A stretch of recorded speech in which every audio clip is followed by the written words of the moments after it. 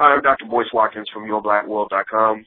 Many of you know about the infamous 100 to 1 crack to powder disparity, which was changed to 18 to 1 through the Fair Sentencing Act. Now, one thing you did not know, and this is the point that I brought up to the Chief of Staff of Attorney General Eric Holder during our meeting, is that not everybody gets access to that justice. There are lots of people who are trying to get out of prison under that new law, but they can't. And many of them have sentences that were given under the old law. So you would think that the laws will be changed, or the sentence will be changed automatically, but it just hasn't worked like that. And one person who knows the system all too well is a brother named Darrell Padgett. Darrell Padgett just wrote an article on TechieVille.com. It looks like it's written by an attorney, but he's not an attorney yet. However, Darrell studied the law extensively as he served 20 years out of a 37-and-a-half-year sentence that he received for trying to sell 1 gram of crack cocaine when he was a very young man. He was selling 1 gram of crack that gave him nearly 40 years. 20 years later, when the law changed, Darrell literally went and worked with lawyers and wrote many of the legal arguments necessary to secure his own release. So to me, it's a living example of the fact that knowledge is power for black men in America. So I have Darrell on the line, and I want to ask Mr. Padgett, how are you doing today, sir? I'm doing great, Dr. Watkins. Good, good. Now, you had reached out to me to inform me about a recent ruling in the Sixth Circuit Court that makes it easier for inmates to get access to the justice that they deserve under the Fair Sentencing Act. Can you tell us a little bit about that ruling and why people should care about that? Well, May the 17th, 2013, the Sixth Circuit Court of Appeals ruled in United States versus Blewett that the Fair Sentencing Act applies retroactively to defendants or prisoners that were sentenced before October the 3rd of 2010. It is retroactive at this time, and I would suggest that anybody that is incarcerated for a crack offense and they're not sure whether they are serving a mandatory minimum sentence or a guideline sentence, for them to contact their attorneys. Because there's a difference in the guideline sentence and the mandatory minimum sentence. Blewett applies specifically to the mandatory minimum sentence. The guideline was made retroactive by the Sentencing Commission, so there's no issue there.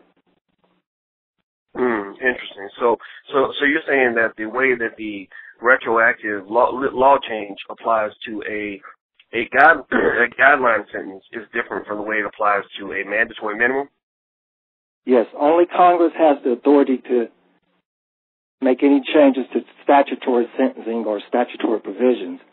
The Sentencing Commission has the authority to change or make retroactive sentencing guidelines provisions. And that was done on several occasions. However, in regards to the mandatory minimums, that has not been done. But the Sixth Circuit has done that in the Blewett decision, and it only applies to the Sixth Circuit. Interesting. Okay. So now let's talk a little bit about the history here. You felt that it was important for people to kind of understand how these mandatory minimums came into effect, or what kind of happened in the 70s and the 80s to even get the laws to where they were, up to the infamous 100 to 1 crack to powder disparity, which came with the Fair Sentencing Act in 1986. Can you tell us a little bit about that history? Yeah, pursuant to the Anti-Drug Abuse Act of 1986, Congress set penalties for crack cocaine. And in doing so, Congress has established that the 5 grams of crack would trigger the mandatory minimum of 5 years. Whereas if you were sentenced for powder cocaine, it would take, to receive that same sentence, it would take 500 grams of powder cocaine. But the only difference between the two drugs, and as it was explained by Congress, was that in crack, or cocaine base, it had what they call sodium bicarbonate. And most people didn't understand what sodium bicarbonate is. All sodium bicarbonate is baking soda. interesting. So because it was cooked or cooked it or prepared in a different way, the courts distinguished that and decided to give much longer sentences for crack than for powder. So let me ask, so you mentioned in your article, which people can read at techyville.com, that there are people that have called this law one of the most racist laws in history. Is that correct? Yes, certainly, because under the crack law, 83% of the prisoners that have been incarcerated are African Americans. 6.7% are white, and the other percentages are from others. So the majority of the crack offenders are African Americans. Interesting.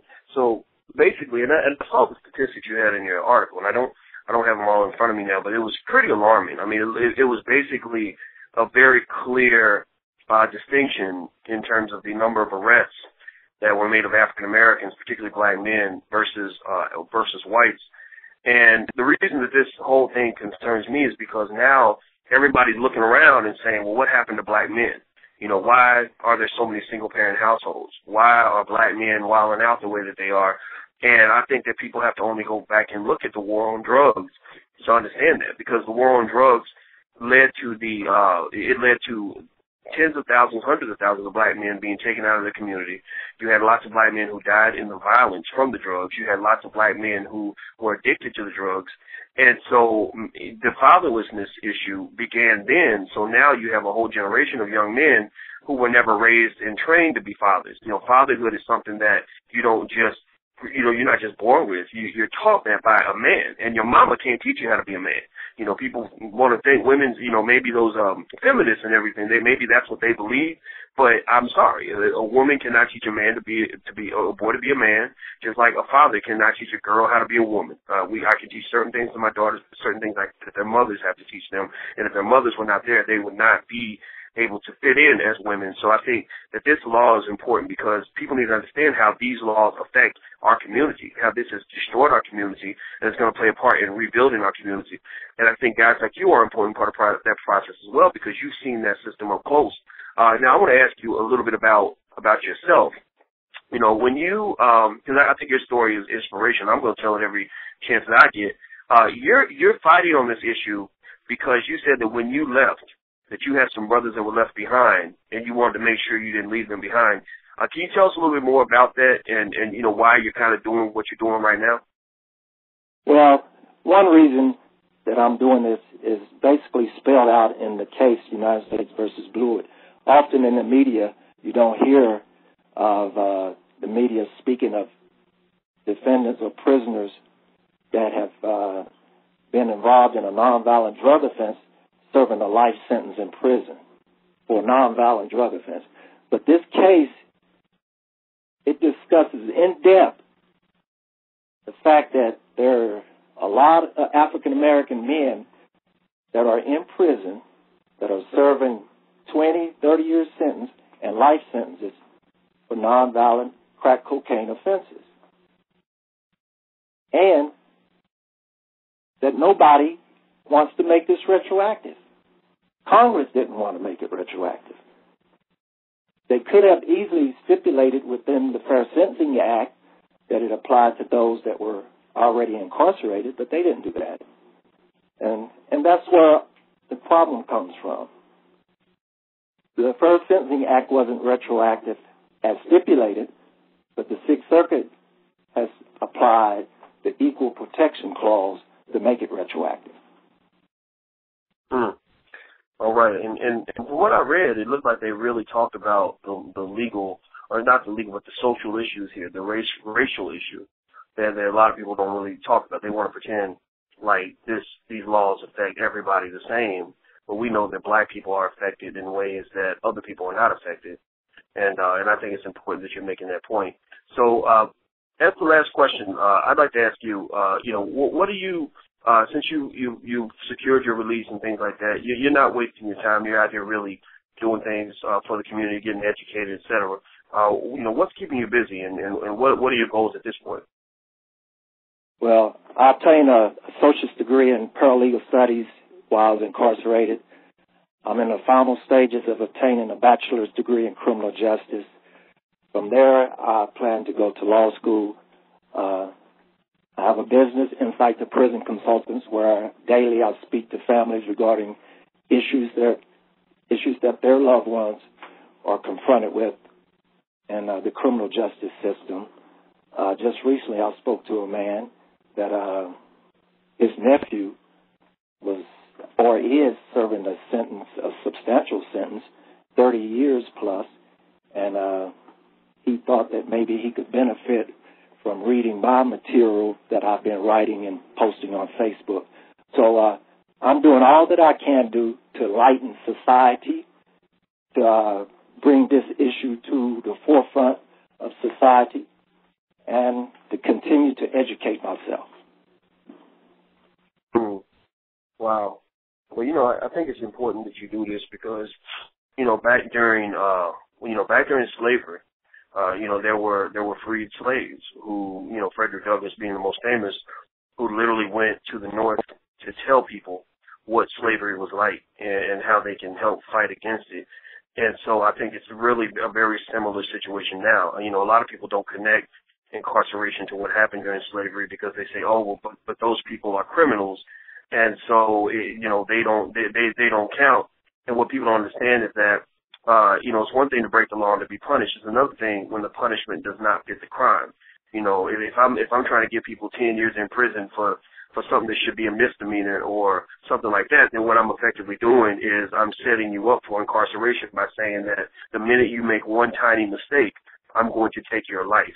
And I think that that's what people have to understand, is that we're not saying that people should not be punished when they break the law. You admitted that you did some things that you regret when you were younger, and maybe you should have been punished. But to get 40 years, that to me is absolutely unconscionable unless you literally did something horrible to another. Literally went and killed some people or something like that. So I think that's what people have to understand that we're fighting against. And I think that you're an important soldier in this fight.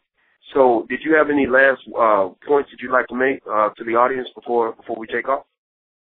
Well, one thing that I would like to say is that, Dr. Watkins, I really appreciate you reaching out and assisting me, and guiding me.